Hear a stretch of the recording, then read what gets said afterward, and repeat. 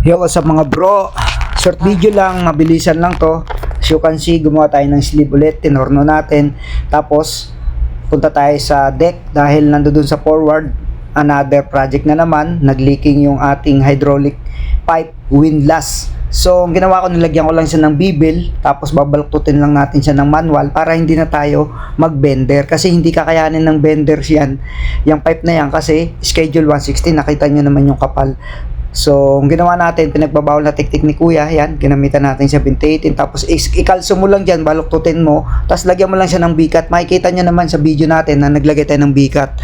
Tapos, penetration, ang ginamit ko, 70-18. Tapos yan, ayan na, kapareho na siya.